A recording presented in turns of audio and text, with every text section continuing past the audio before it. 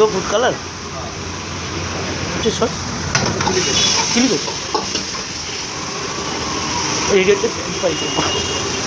এটা কি গো food colour? Food colour কি বানাচ্ছে? লোকাল নয়।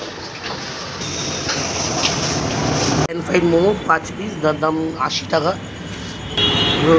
গরম গরম বানিয়ে দিয়েছি, ভেতরে একদম চিকেন ভর্তি, আরও ভেজিস আছে।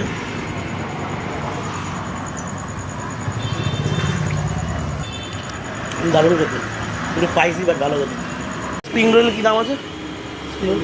40। নিচে স্প্রিং রোল কেটে দেয়, 1 পিস গোটা থাকে, তার দাম 40 টাকা।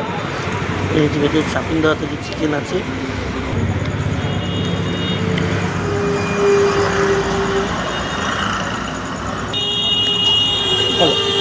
মোটামুটি ভালো।